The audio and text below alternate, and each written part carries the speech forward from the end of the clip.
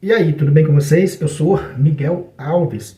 Então, nesse vídeo, quero mostrar para vocês aqui um comentário, de um protestante que veio aqui para me refutar, e aprendeu, uma grande lição. Aprendeu uma grande lição. Espero que tenha aprendido, uma grande lição, mas foi mostrado a ele, uma grande lição.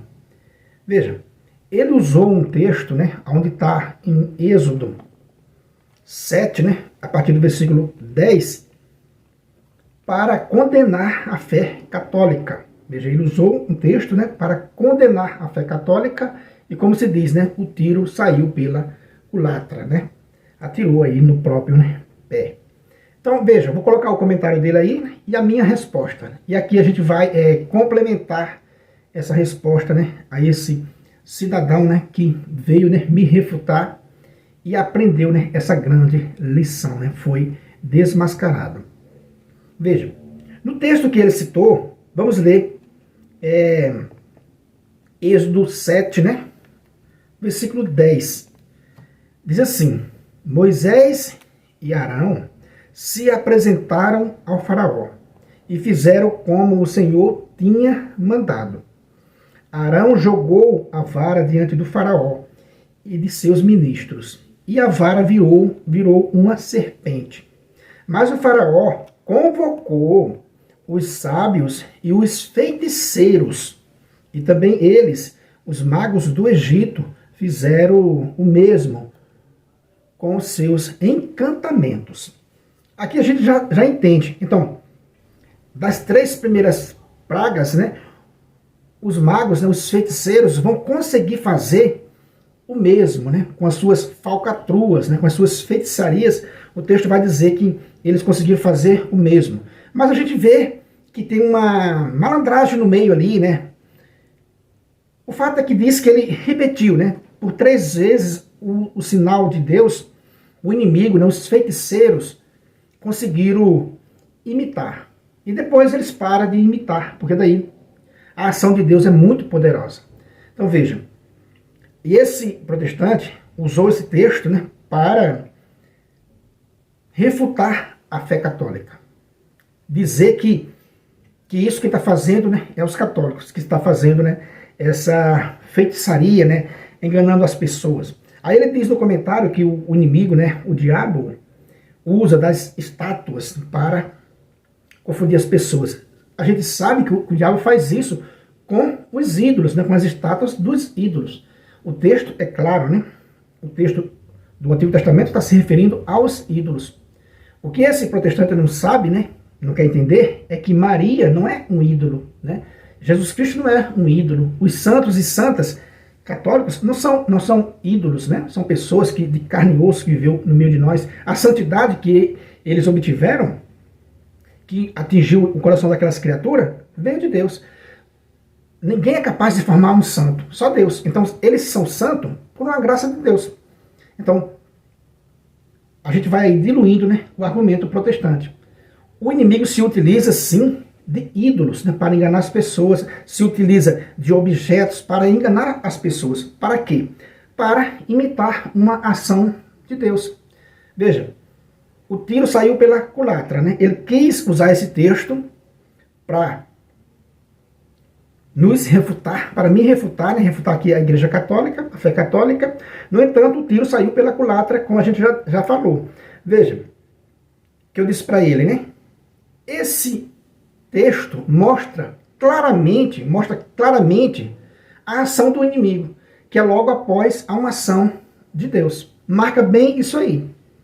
Veja, os feiticeiros, os sábios, os magos do Egito, conseguiram imitar os 3 primeiros sinais, de Deus, conseguiram imitar. No entanto, depois não conseguiram mais.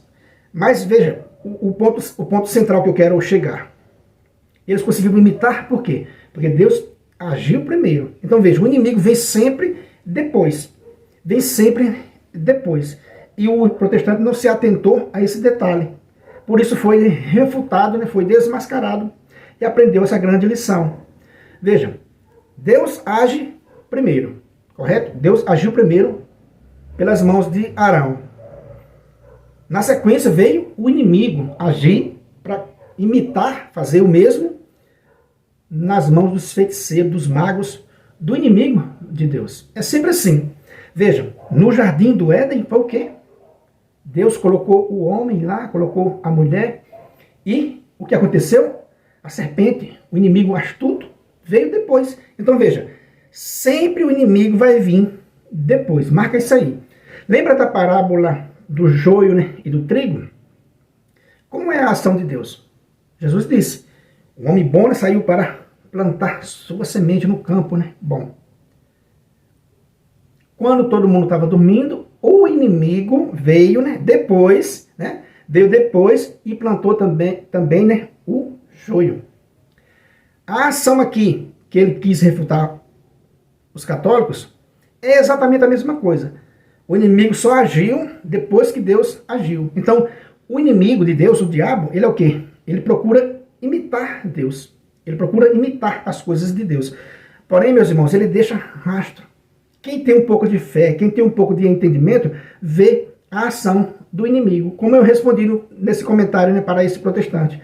Esse texto mostra claramente quem é o inimigo. O inimigo vem sempre depois de uma ação de Deus. Foi assim no Éden, foi assim nesse texto, né? Depois que Arão fez esse sinal, o inimigo prontamente foi fazer também.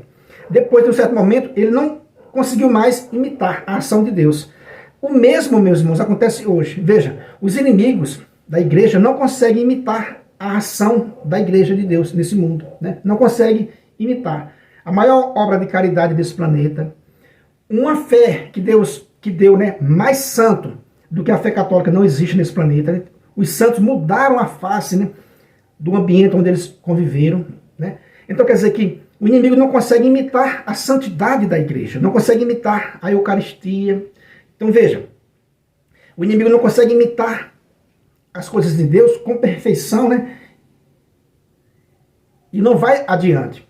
Rapidamente para. Mas ele conseguiu estragar, veja, como aqui nesses 3 primeiros sinais, ele conseguiu estragar no primeiro momento, né? As pessoas disseram, olha, então isso aí de Arão é bobagem, olha, os magos do Egito também estão fazendo. A mesma coisa é hoje, olha, as outras igrejas também estão falando, estão pregando, olha, eles também têm a Bíblia, eles também são igreja. Nessa superfície, né? Nessa margem, sem ir profundamente, as pessoas se enganam. Mas quando se aprofunda na fé, que vê que eles não têm o mesmo sinal de Deus, né? A Eucaristia, Nossa Senhora, Mãe de Deus, o Papa, né, fator de unidade da fé católica, a maior obra de caridade desse planeta, os santos. Aí, meu amigo, aí não é coisa... Aí o diabo não consegue ir, né? Aí ele é barrado. Por quê? Porque ele não gosta de santidade. Ele não gosta de santidade. Então, entende, meus irmãos? E para finalizar, com chave de ouro no nosso vídeo, o protestantismo. O protestantismo veio depois de uma ação de Deus, certo? O Filho de Deus fundou só uma única igreja, né? Ele diz lá em Mateus 16, sobre esta pedra edificarei a minha igreja. Veja, uma ação de Deus. O que foi que o inimigo fez?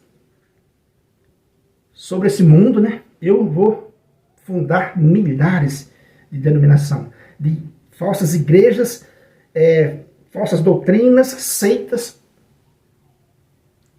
aos milhares, para confundir as pessoas. Então veja, o sinal dos magos, dos feiticeiros, foi para quê? Para confundir as pessoas, dizer que nós também vamos fazer. Mas não consegue imitar com perfeição, como eu disse, né? Depois que ele imita 3 vezes os 3 primeiros sinais, eles são, né, refutados e não conseguem mais acompanhar os sinais de Deus. O mesmo, meus irmãos, quando Cristo fundou a igreja, o inimigo prontamente veio para estragar, veio para afundar milhares e milhares, e está aí o resultado. Então esse irmão aprendeu essa grande lição. A ação do maligno, a ação do inimigo, vem sempre depois de uma ação de Deus. Por que é que eles contestam tanto a fé católica e um dogma católico? Por quê? Porque na hora que um dogma católico é desvendado, o inimigo prontamente já vem para jogar o seu veneno. Por quê? Porque ele não é capaz de criar nada. Veja, o inimigo não cria nada, né?